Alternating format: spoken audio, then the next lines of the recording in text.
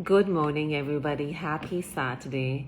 We are here to talk about. I had a zillion questions this week on a lot of different posts. There was a post that I did on nuts, and I had a lot of questions on that. And then I had a post on, Ayurvedic practices that basically have gone wrong, or Ayurvedic herbs that have gone wrong. And I had a lot of questions on that. And I said, instead of responding to all the comments, let's do this live. It's useful information, even if you've not asked the comments. So please feel free, start asking me questions right away. Else I'm going to go in and jump on the nuts aspect of things. All right, so let's talk about nuts. And so in Ayurveda, right? I mean, I find it extremely unscientific when we just look at substances in their absolute sense, which is not Ayurveda, right? Which means if you say, hey, turmeric is good for skin. I mean, to me, that's a very absolute way of looking at things, and it doesn't really explain anything. But what Ayurveda does make room for is going to understand. It's like saying, hey, what is this substance? Where does it come from? And depending on where it comes from, how it grows, how much sun it absorbs, we are able to tell whether it's heating, whether it's cooling. We are able to tell whether it's unctuous or oily, whether it's dry. And we're also able to tell all these qualities from actually tasting. The taste, if it's a food-based substance, the taste actually carries the code for that substance. So the taste will tell you the functionality of that substance. For example, if something is sweet, it's basically usually, snigdha and madhura, which means it's sweet and it's like unctuous. It's not dry if something is sweet. Now, whether that's jaggery, whether it's milk, those substances usually don't dry, right? For example, and I've gone over this before. So that being said, let's go into nuts. And not all nuts are made equal.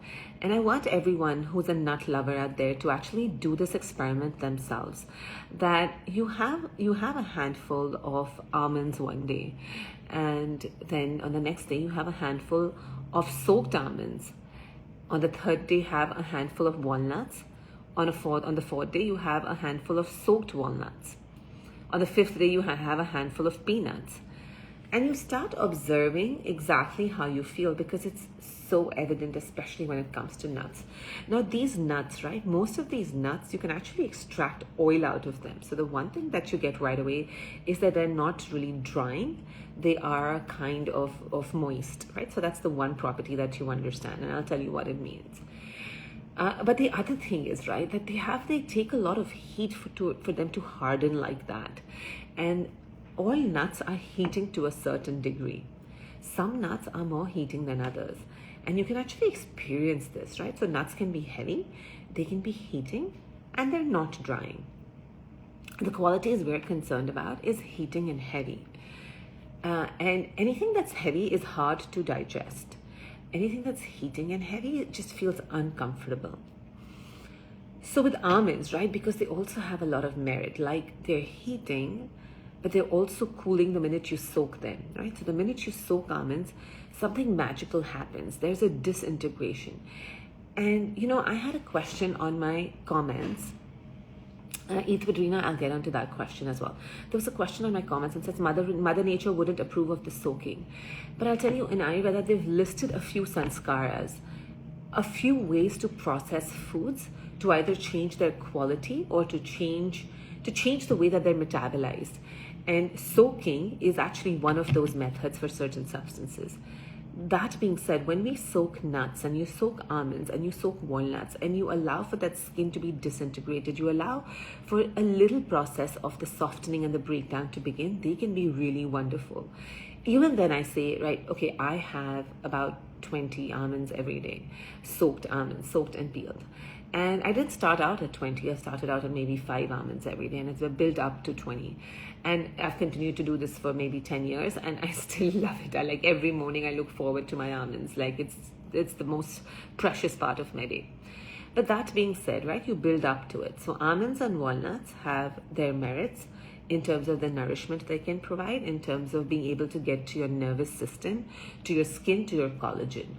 All of that, right? And of course, the shape of the nut carries the code into what that nut can help as well, right? So the almonds help your majjadhatu, or like your sclera and your nervous tissue. The walnuts really nourish the brain. Let's talk about peanuts, because that's where the real question came in. Yeah, Sukanya, I will talk about seeds as well, right? So I'll tell you. So basically, let's talk about peanuts, right? Now, a lot of people are allergic to peanuts in the world, and I want you to just think about that there is peanut allergy is a real thing. And what happens to a lot of people in a peanut allergy? They suddenly get this inflammation, like this kind of discomfort and breathing, right? And that's exactly what peanuts are. They're hot and they're heavy, and they're so strong. And there's that reaction when your body is compromised, your immune system is compromised, and your body is like, this is too heating and this is too heavy for me. I'm going to throw it back out. I'm going to be like, I can't take this, right? So with that vulnerability, people get peanut allergy. There's a reason for that, right? That people have nut allergies. I'm a big fan of nuts, don't get me wrong. But I want to share with you that peanut is one of those really hard and heavy to digest nuts. And you can experience this on your own. I want you to compare, like I said, have a handful of this and have a handful of that. Now, I love peanuts. Like, don't get me wrong. I'll always have peanuts at home. But I use peanuts sparingly in my cooking, right? Very rarely will you see me having peanuts as a snack. But it is definitely something that you can have in your cooking. But do not succumb to peanut for protein. Do not succumb to peanut because it's a healthy snack. It is not. It's a fun food to have once in a while without harm. No problem. I'm so glad to have you, Nikita. So let's talk about that, right? So that's how you use peanuts. If you want to use a nut for your protein intake, which I kind of don't believe in using nuts like that, and I'll tell you why more why. A lot of this is going to be in my muscle building workshop that is happening next week. But almond butter, homemade almond butter or almond spread is better than a peanut butter spread, right? Peanut butter is yummy. You do it once in a while, but that's how it is. I want to also talk about pistachios. Yeah, and peanuts, roasted is also, sometimes fine. Sometimes it's boiled. Rashi Nahata, handful is, what is your handful? There's no right answer. I want to say this to everybody. There is no right answer for anything, right? We're all so differently designed. And even just look at the world around us. Like, a dog is a dog, but there's so many different breeds and so many different species, so many different breeds of dogs, and they all have different needs, and they all respond differently to what they consume. So similarly, human beings are also like that. We start assuming that we're all like exactly the same, and we're not. So what you can digest easily, I may not be able to, and vice versa, right? So just have that in mind. Now, pistachios, I think they're quite yummy, but the problem of so Shirley, how about peanut butter? I have it in my protein shake almost 4 to 5 days a week. So Shirley, to begin with, I'm not a fan of a protein shake.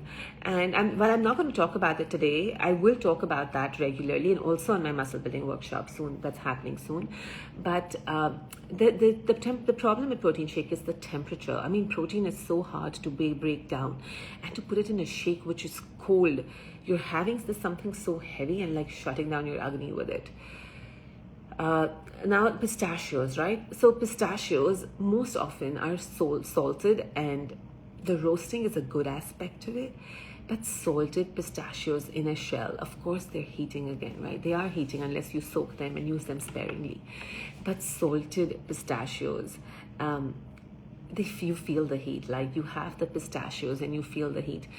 When I do consults with clients, right, I have a list of how many times a week do you consume? And there may be 12 items on the list, because those are 12 red flags. And peanuts and pistachios are on that list. Like, I want to know how many times you consume yogurt, how many times you consume tomatoes or eggplants or shellfish or peanuts and pistachios, because these all can be very inflammatory in the body. Now, it doesn't mean that you don't consume them again, right? But we just want to know, what are we doing for fun and what are we doing for health? I find it just really sad when we're consuming things for health when they're not really going to serve us, right? So Priya, I love my pistachios, and I think you should enjoy your pistachios. Just don't be like, I need to have a bucket full of pistachios every day because it's good for me. Nuts, all nuts at the end of the day are heavy. Dry fruits are completely different than nuts, right? I mean, dry fruits can also be heavy, like figs and dates and all. They can also be heavy. The sun is like decided to come right into my face. So I might take a moment off to just draw my curtains down if that happens. It's a pretty cloudy day, so shouldn't, but let's see. So you basically want that. Okay, now when it comes to seeds, I want you to think about what potency do the seeds hold. When you think about seeds, that one little thing has the capacity to take a little bit of fertilization and heat and sprout. So it carries a lot of potent latent heat. Seeds carry a lot of latent heat in them. And when they carry a lot of latent heat, that means they're going to be heating for your body, which is it a bad thing? No, it's not always a bad thing. They also are, because they have this little thing, right? This little seed carries the code of a whole plant. It also carries a lot of nutrition. Like this whole thing is going to build out to be this big, whatever it's going to turn out to be, and give the plant nourishment and do all of that, right? So it has a lot of potential, and it has a lot of heat.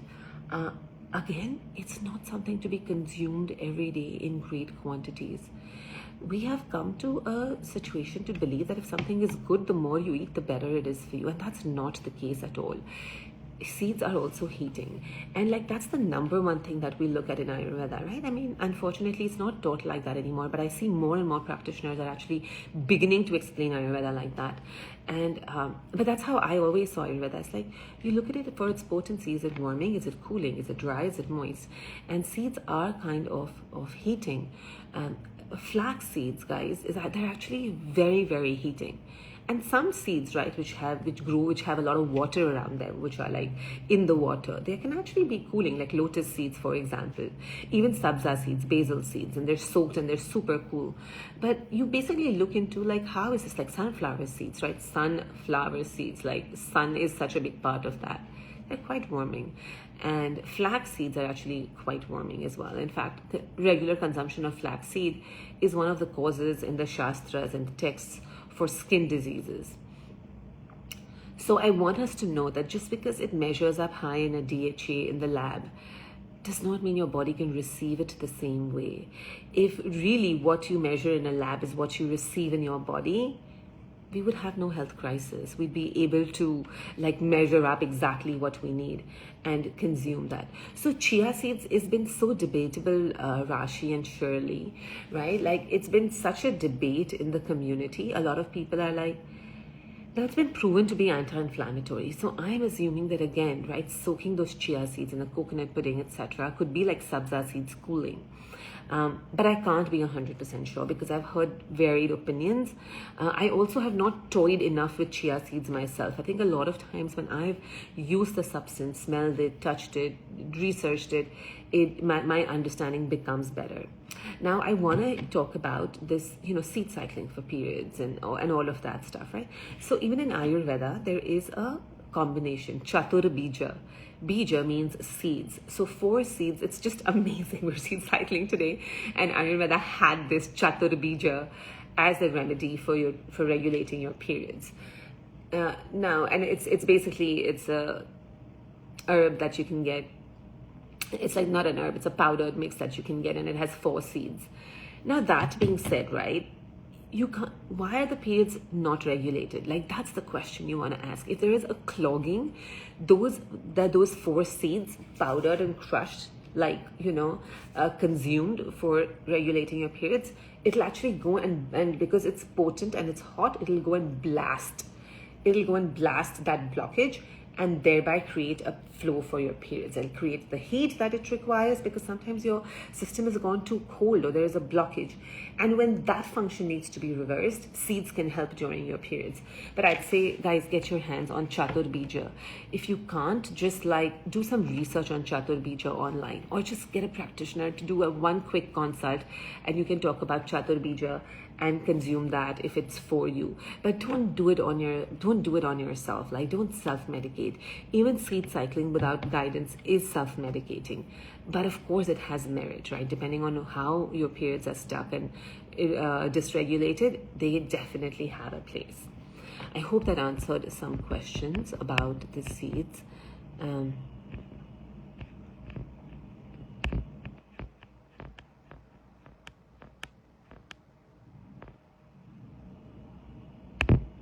Okay, I know I'm going to have to go back and look at this.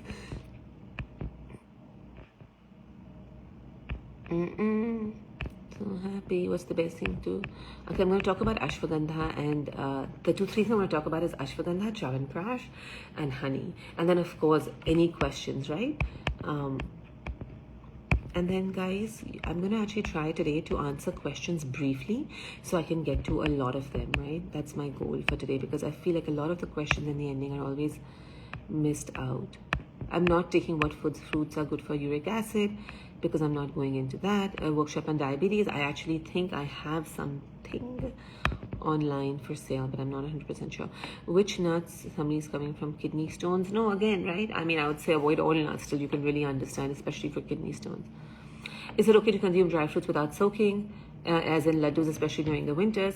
If you have good agni, dry fruits are also heavy. They've taken a lot of, like, they've like a whole fruit is shrunk into a little thingy, right? It's dried up, and they're potent, and they're yummy, and they're heavy. But if your agni is good, of course, and winter is a great time to indulge in your nuts and your seeds and your dry fruits, but the prescription is based upon your agni, right? I feel like almost we should write, consume this as per your agni, right? Like, you know how they say salt to taste, like consumption to agni, right? As per your agni. I think that's how it should be. But if your digestive fire is taking it, and you got to tune in. I tell everybody, doesn't matter. You can work with the best practitioner in the world, but unless you can tune in to see what your body is experiencing, you're not cutting it.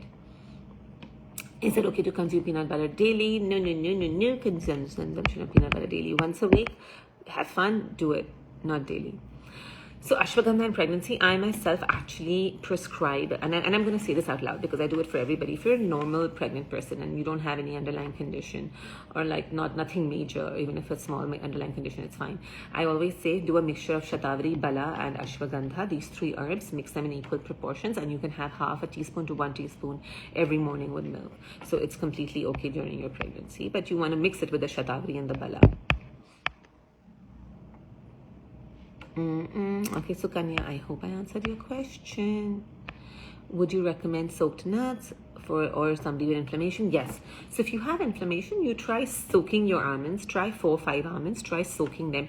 Try really chewing them. So one of the things my grandfather said, right, like when you chew nuts, you're supposed to paste them. Make a complete... I don't do it. I'll be honest with you, I don't do it. But I'm actually working with having a better relationship. People assume that I have an amazing relationship with my food.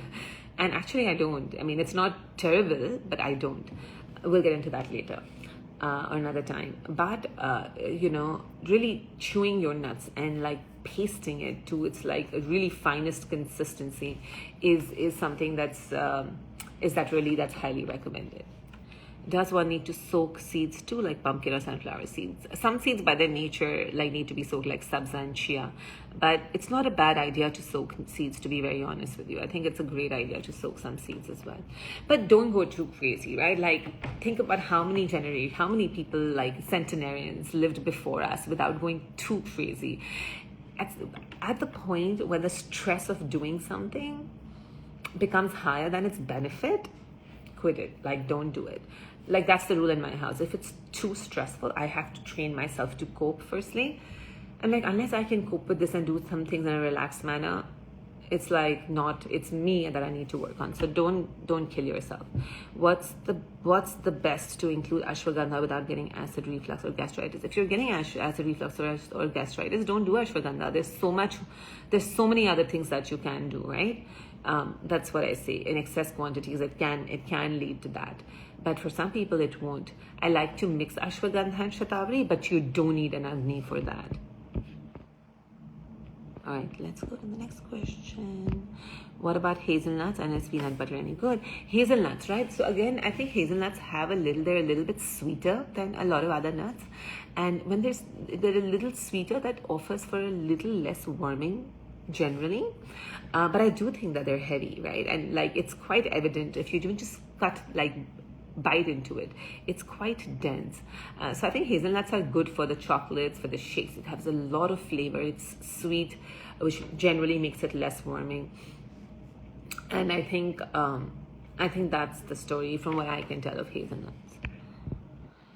How many almonds should have in a day? I would say anybody start with 4 or 5 soaked almonds. And if you start feeling like your body's okay and you're enjoying it, build it to 7, 8, 10. If you're crazy like me, at some point you can do 20. Olive as well. Olive is a part of the Chatur Bija that I talked about, Shraddha. So, they're very, very hot. Olive is also a very hot seed, and it is useful in certain types of period disturbances, either which is related to Vata or Kapha. Olive can help, right? But of course, again, like when I prescribe olive, I prescribe very little olive soaked in coconut cream overnight, done for a few days, because it can be very potent. I know there's some people just like, oh, olive is good for this. When anyone tells me something is good for that, it's a little bit, I'm like, explain what does it, right? It's saying cleaners are great for my house. That doesn't mean I'm going to put them on my couch, right? Unless you can understand the function, you can't really use things. I love pistachios too. Okay. Sorry guys, I'm just scrolling down to see.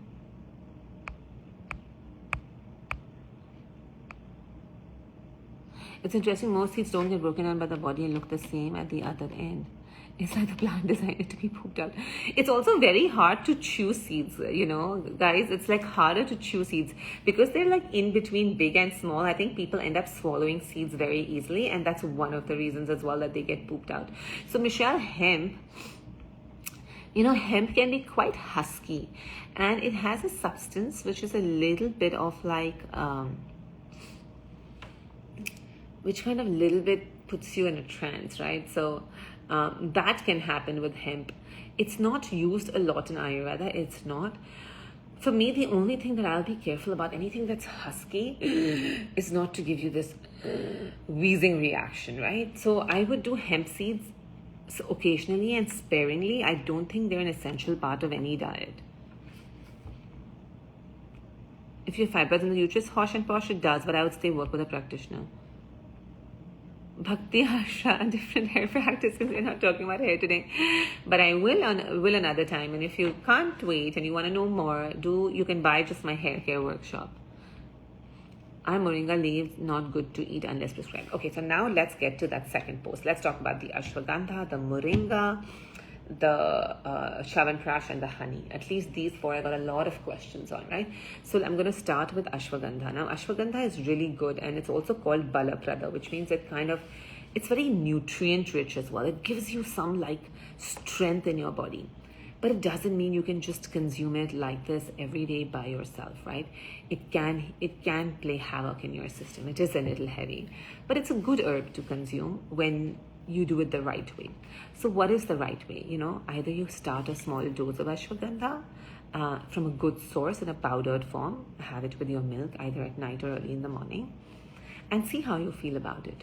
Or you mix the ashwagandha and shatavari together and see how you feel about it.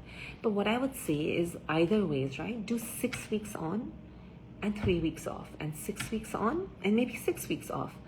Don't do something consistently unless it's properly prescribed to you for more than that period of time.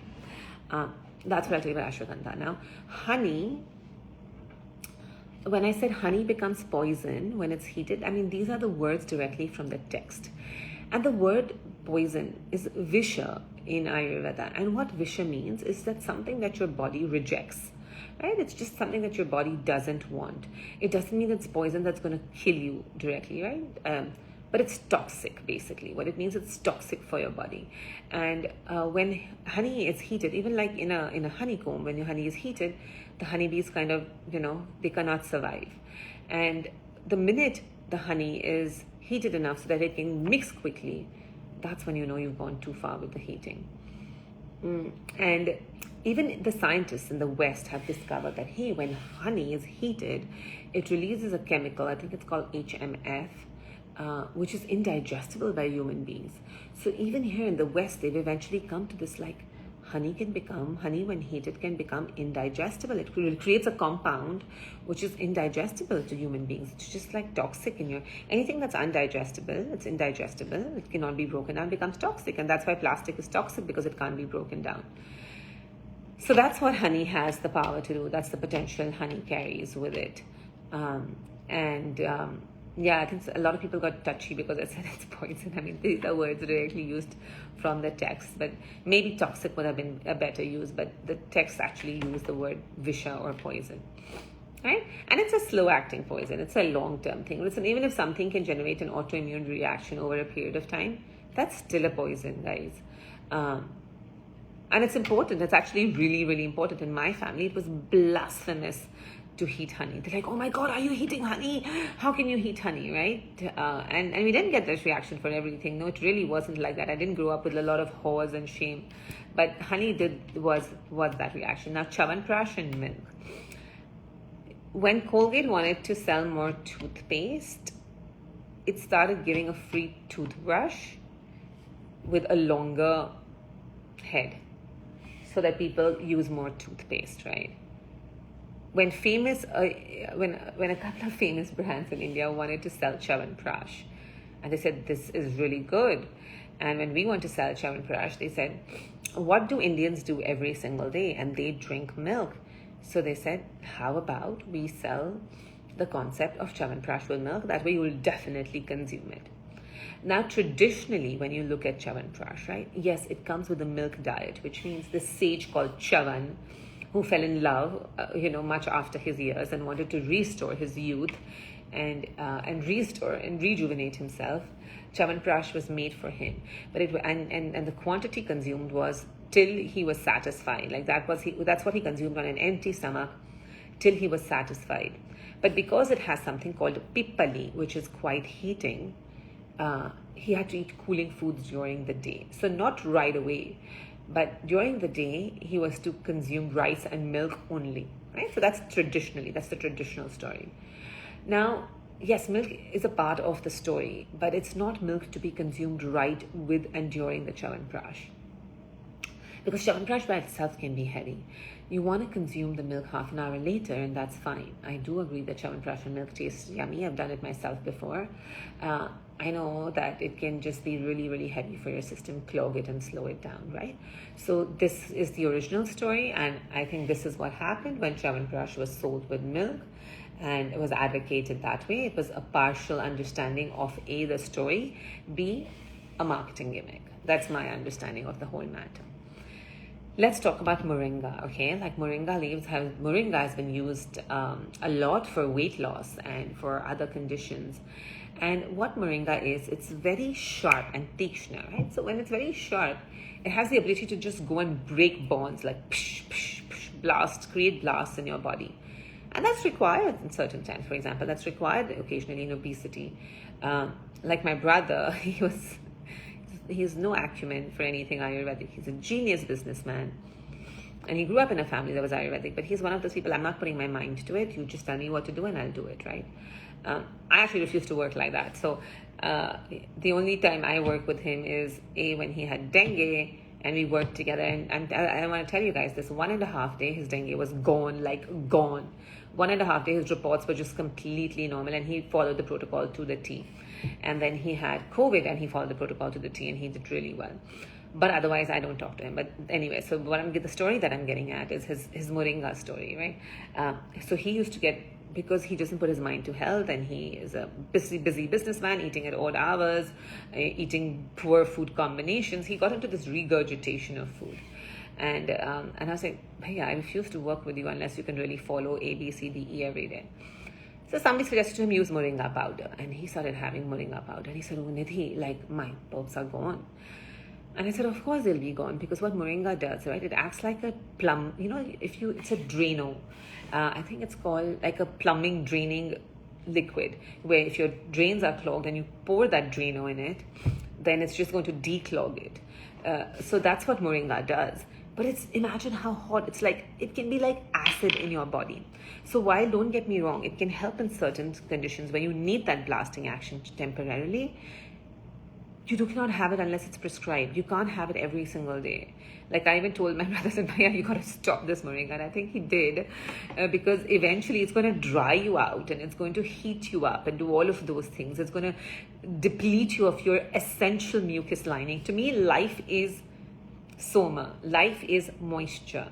Moisture is akin to life. The minute you die, you lose moisture, you die. Youth is moisture. So if you're going to have something which is drying and superheating, you're actually reaching your demise sooner than you want to. Shirley, dear, today I can't talk much about PCOS. I've done it a ton, and there's so many things to talk about today. I talked about Chyawanprash and milk. Best time to have dry fruits and nuts. I'll tell you when I have dry fruits and nuts. I think 4 o'clock is a good time as well, when you feel that hunger pang, and if you have good Agni, not a problem. I have it after my exercise in the morning. So after I've exercised and I know my body is fired up and heated, exercise, bath and milk, and then I have my milk, and then in a little bit I have my almonds with the milk. I don't have the dry fruits then. Sometimes I'll have a date.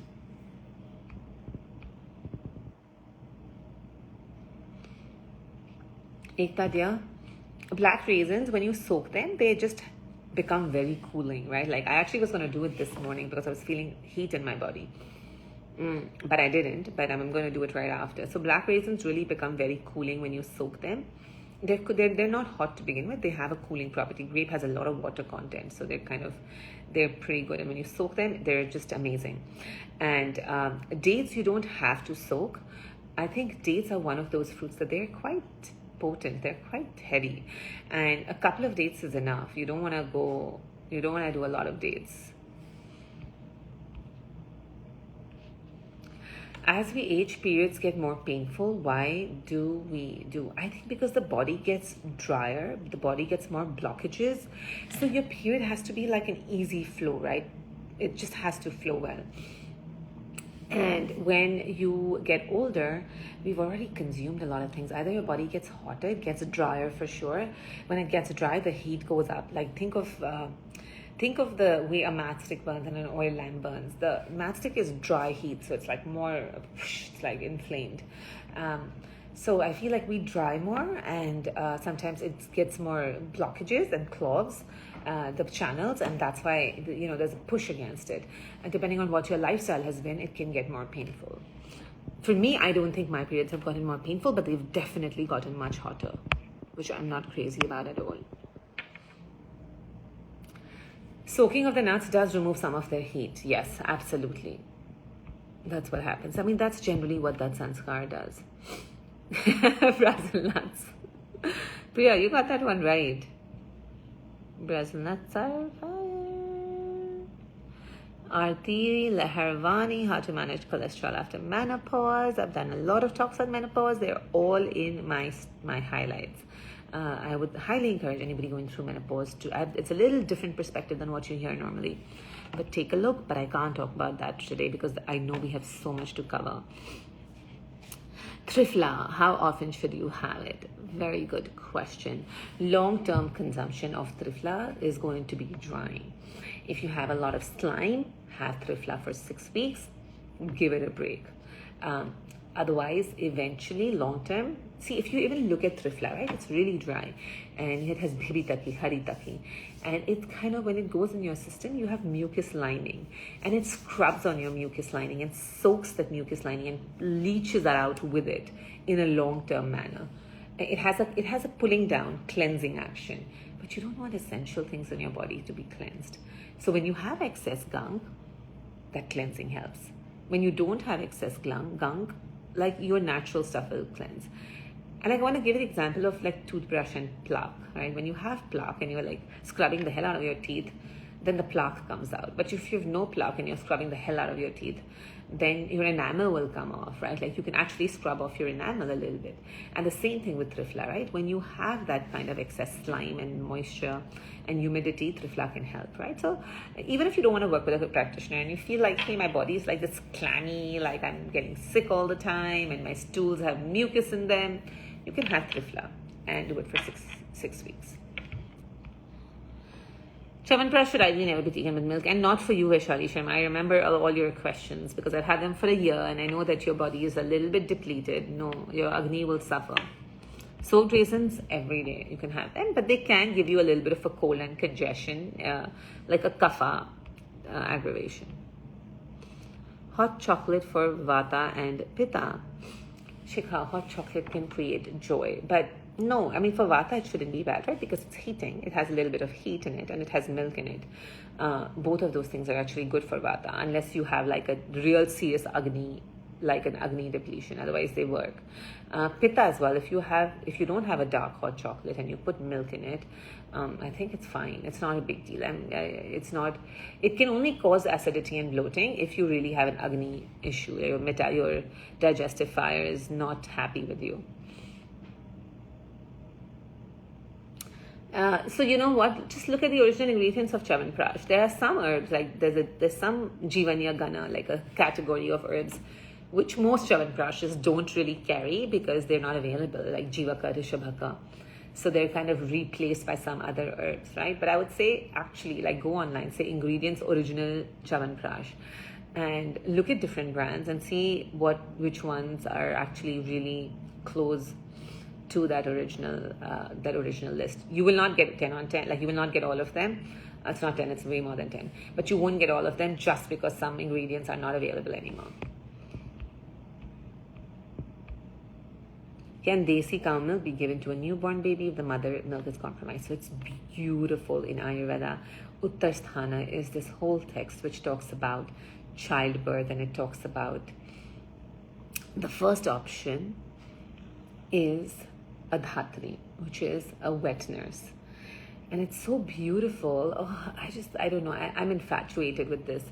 But it even gives you the quality of the wet nurse, you know, that whether the wet nurse should have children of her own, and how should her demeanor be, how should her nature be, what should she be. So the wet nurse is basically like milk donated from somebody else. So the first option when a mother is unable to nurse is the wet nurse, and of course the mother being treated. Or the mother's milk being treated. The second option is doing cow's milk with certain herbs boiled in it. But Deepika, again, I would say work with a really traditional practitioner. Only A2 milk, boiled with those herbs, right? See if you can get a wet nurse, and you know, who's like a healthy person who's donating their milk. Then it's not a bad idea. But otherwise, you can do cow's milk and it's boiled with certain herbs. And do A2.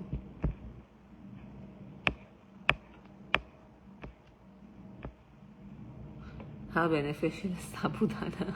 I think it's good. It's a grounding thing. For that, it's good. It's a clogger. Sometimes when people have they need to clog their system, they do sabudana. I think it's yummy. But I think it can be quite slimy and heavy in your system. So guys, maca and reishi and the whole reishi mushroom powder. So guys, these are all new things, right? Like in Ayurveda, and Ayurveda has provided for evolution, right? Like I always say, I'm showing an article on this, that there are principles of Ayurveda which can be used forever. And Ayurveda also gives us something called pramans or tools, that how you can use these principles, use these tools, and then you'll be able to evolve with time, right? So it allows you to use examples and inferences, etc., to kind of create new theories. And I think that's primarily what I do as well. But then there's certain practices, and it's etched in stone. So in Ayurveda, the practice of mushroom is not eating it, because at that point they judged Indian tropical land, and mushroom was very slimy. But I know in traditional Chinese medicine, mushrooms have been used, and there are drier varieties of mushrooms, and I think reishi might be one of them. But pikumra, I am not sold on it. because I'm like, if my body has not been used to this food, I'm not going to take it, right? I've also read enough about people who've lived over 100 years happily and very healthfully, like died in their own homes without disease just because of old age. And they didn't have the need to go and explore the entire world's superfoods. I mean, can you imagine our generation? We are consuming and have access to more superfoods than anybody else in the history of mankind has had before. We have access to health information and laboratories and scientific research more than anybody in the history of mankind. And we're more confused than anybody. We're scared of our food. Our relationship with food is fear. I think it's ridiculous, right? Like, yogis had 5 items on their plate and they ate that their whole life and they were fine.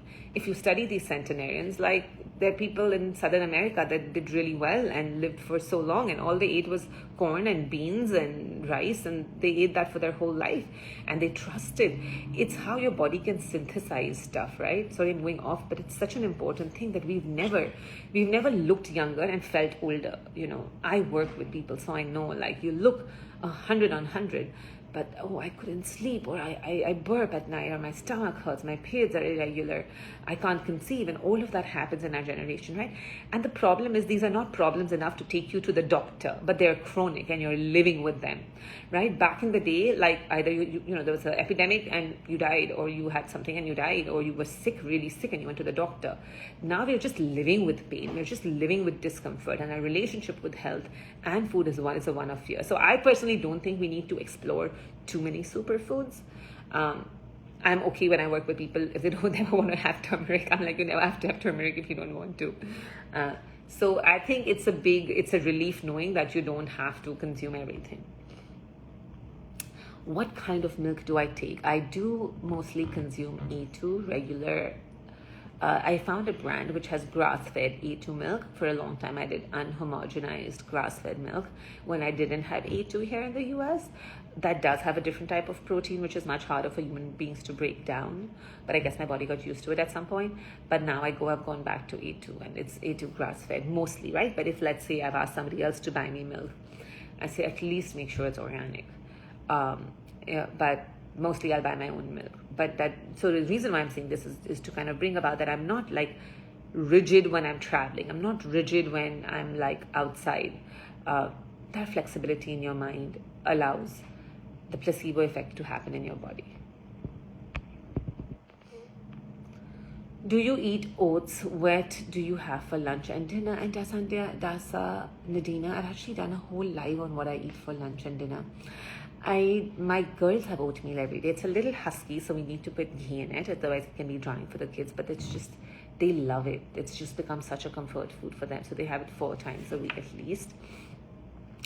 What I have, I basically can talk about the principles. I don't eat Indian food every day. I have a bigger, my breakfast is just the milk and the almonds and the date, no, like 1 or 2 dates occasionally, not always, but I have like a lot of almonds and milk, and I just crave that and I love it. My lunch is the biggest meal of the day. It's always warm, it's always freshly cooked. When I say freshly cooked, it's like from stove to table, right? It's like literally from the pan to my plate right away. And that's how I'm just used to eating food. I've found some really quick, efficient recipes. I think we just got to develop efficiency in the kitchen. Know that the first time you cook, it's going to take you like even 2 hours. The first time I cooked and I just made dal and maybe 2 veggies, my kitchen looked like it was hit by a storm. And I was in there for 2+ hours. But today, like, I'll be in and out in 30 minutes if I have to cook the same stuff, right? And that's an elaborate meal. My normal meals don't even take that long.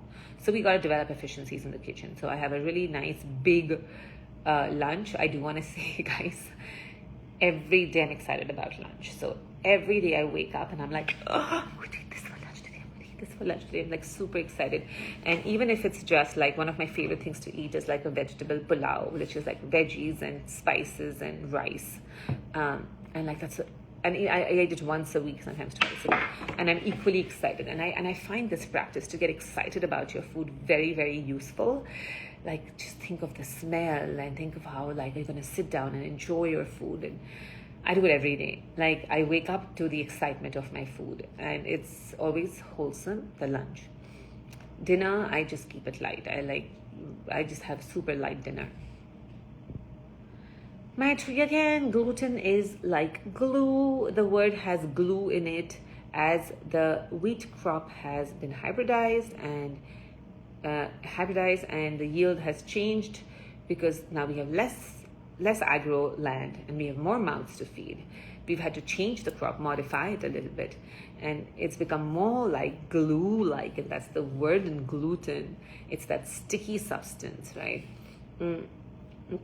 Which gets on your hand when you're making dough.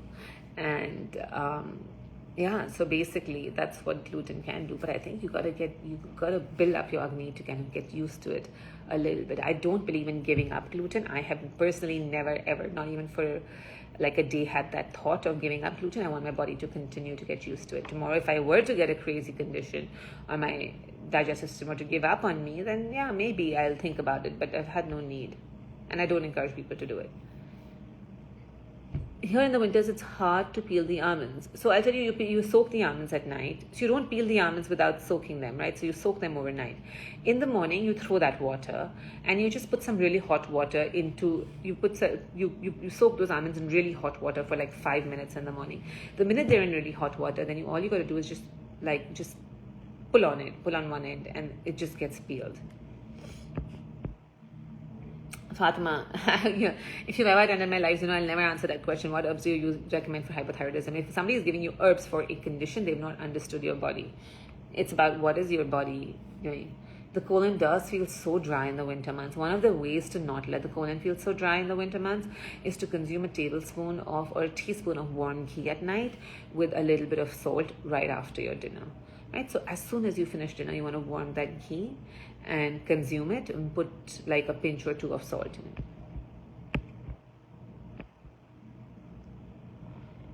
in it. My perspective on chronic fatigue and cleansing and the consumption of herbs and nuts.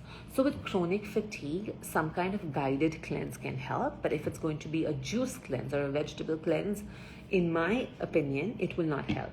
But what can help is a rice broth cleanse with a little bit of ginger powder and spices, no nuts at that point. A little bit of meditation, actually, which does really help with chronic fatigue as well. And it's a process in Ayurveda called samsarjana karma, where you're bringing up your agni and you're digesting that ama. Sometimes it's toxic waste that causes chronic fatigue. And with creating that 5-6 day regimen to rest it out, meditate, do some breath work to regulate the temperature of your body. That's what breath work can also do. Digest that toxic waste, and then bring your agni using that samsarjan karma, which is it's an order of rice broth, rice with some grains, thicker rice. So you basically build up your body's ability, and you can put spices in it. You can put dried ginger in it. You can throw in a cinnamon stick.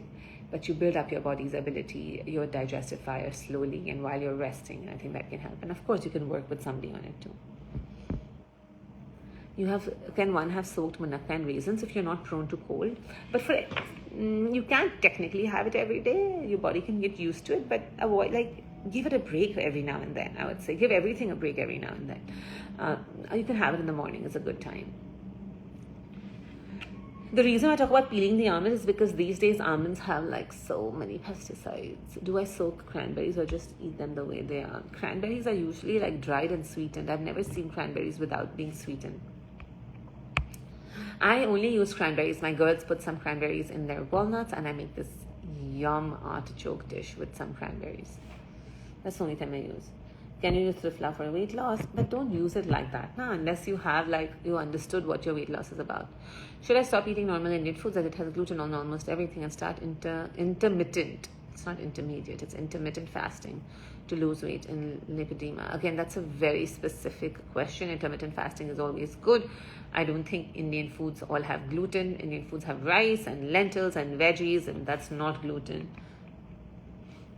You can have soaked dates. Yeah, of course, have soaked dates, no problem. My 6 have cold and cough. Okay, make up my whatever. Again, today I'm not taking those questions. Is it okay to consume soaked cacao nibs? I would think so. Yeah, I would think so. Anything you soak usually makes it cooler, right?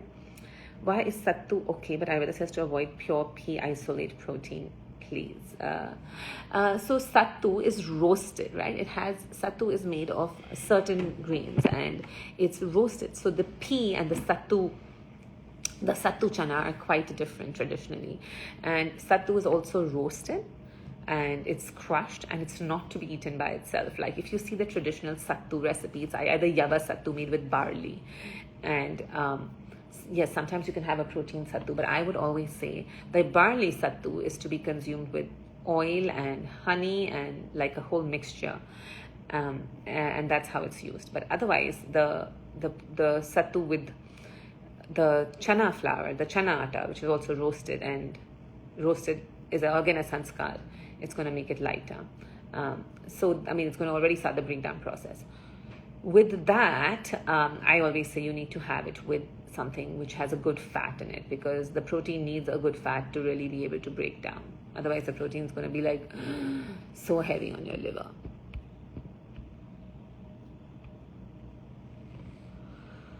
Licorice is sweet and heavy and moist. So if you have asthma, you can't do licorice. If you have high blood pressure, you can't do too much licorice. But if you are the right person, it's not something you have every day. It's a medicine. It's a medicinal herb.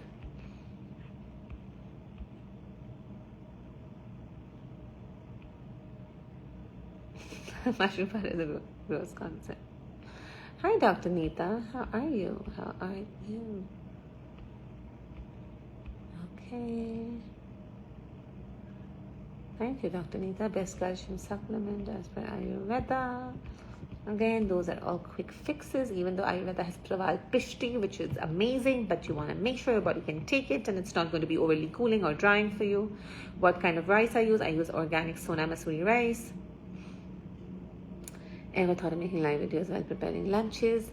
Is a Christabel? I have, but if you see my kitchen, this where I live currently, I love the view from my apartment, so I'm living here. But the kitchen is just like this. It's this much. It's like this much. So there's no place. I've tried to put the video everywhere, and it's like you can't do anything with it. But maybe it's a good idea. The next apartment which I moved to, which is like pretty soon. It's imminent. In the summer, I shall do that. Oh, Michelle, extremely thirsty for 7 months. Started after being vaccinated.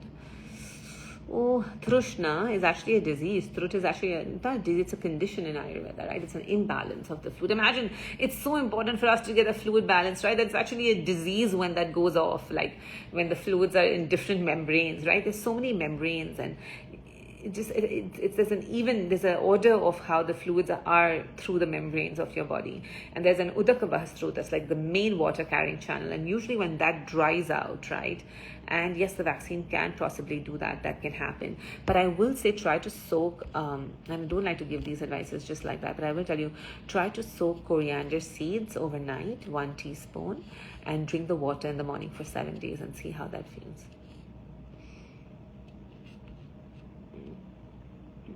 Ragi, fox millets. So millets are all they are nutritive, meaning they're power packed, but they all can be a little drying. So usually you want to have millets with a good fat. Are you pro-vax? Is a Christabel? If you have been following me for last year, one day I gave advice to people who wanted to take the vaccine. And I said, if you're not taking the vaccine, or if I'm not taking the vaccine, this is what I'm doing. And I got so much cancellation that day that I said, you know what? I don't think I have the energy for this, because I don't think it's going to make a change in the world, but I don't think I have the energy for this. I think everybody should do whatever makes them sleep better, basically. If you take it, not the end of the world, just if you take it with the right mindset. If you don't take it, good for you.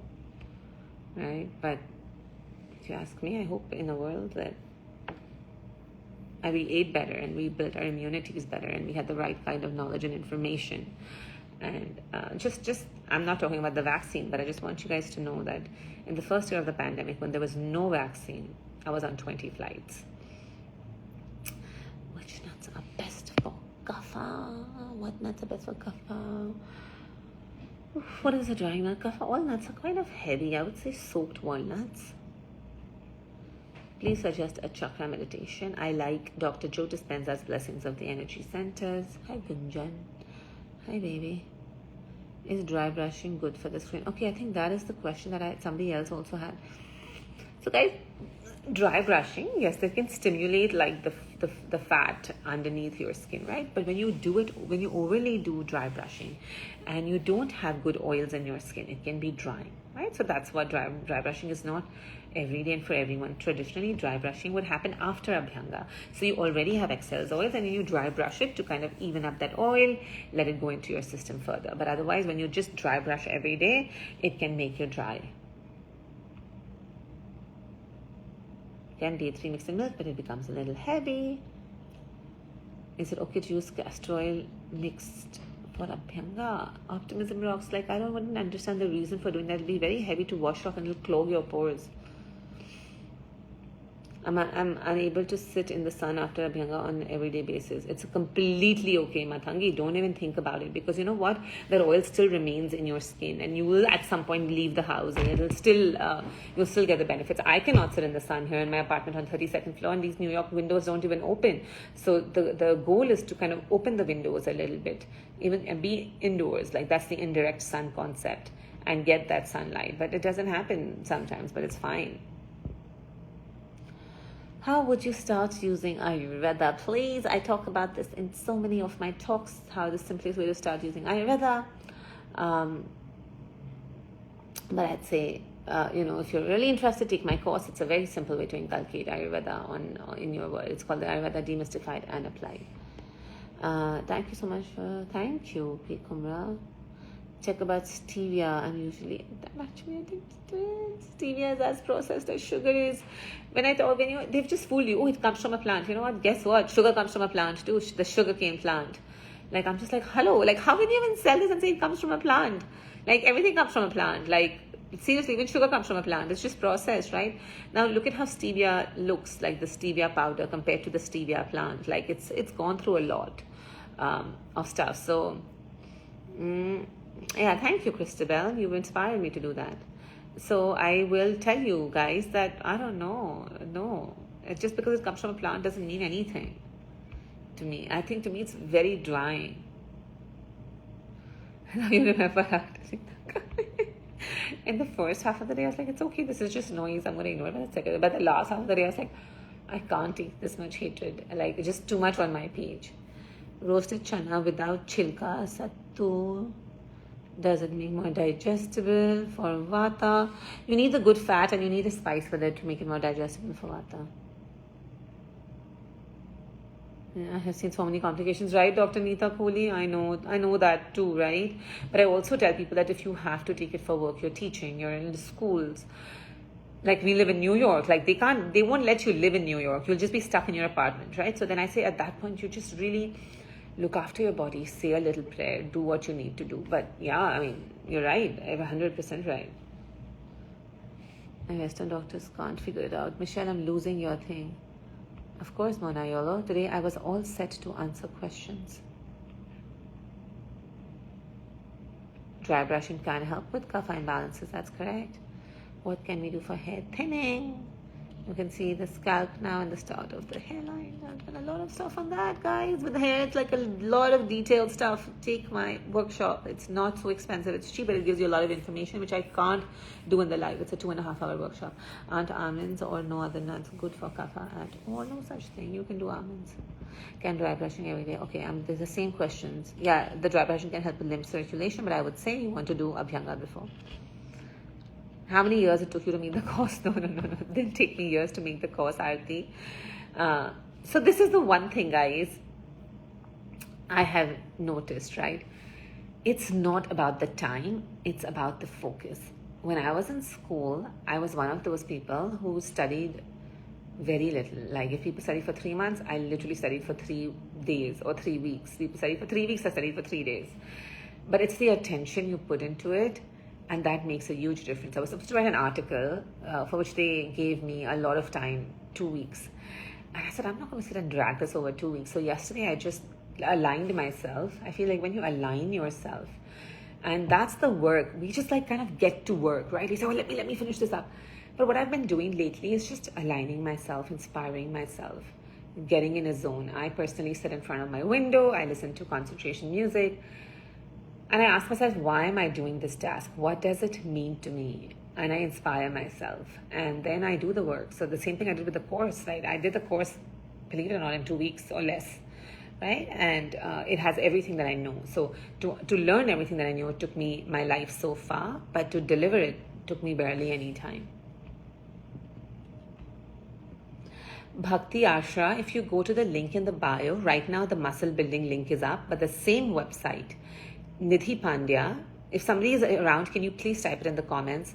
nidhipandya.podia.com. If you can type it in the comments, it'll be very useful for me if somebody who's listening and understands what I'm saying. nidhipandya.podia.com. Kyan Vata Pitta Tichavan Prash. Yes. Muna Yolo, I've talked so much about Nasya, I'm not doing it anymore. Is a crystal well again? Anything is a very general question. Nasya doesn't have to be done, and Nasya has very little rules. Unless you're like, you cannot shower after doing Nasya, you can't go out in the wind while doing Nasya, you shouldn't be pregnant or on your periods while doing Nasya. Otherwise, thank you, Punk Mangox. Thank you so much, Punk Mangox. If you scroll down to the comments, somebody has put Punk Mangox has put my website link, which has the courses. Nuts and peanut butter is causing my backache. Not really, unless it's causing heat in that uterus area.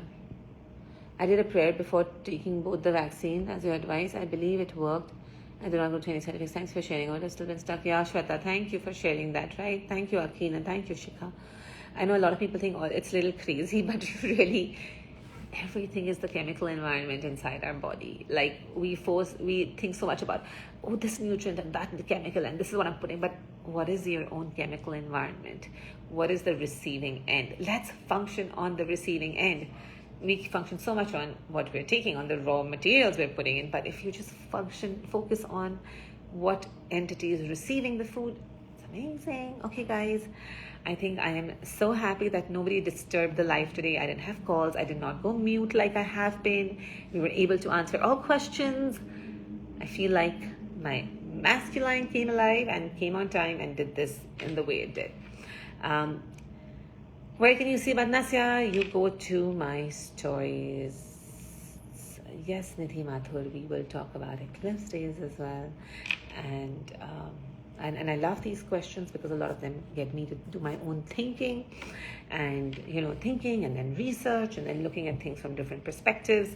So keep them all coming, whether it's the eclipse, whether it's that. I look fresh and pretty. You don't want to know what time I slept last night. I actually slept quite late last night, but I feel fresh. I love the mornings.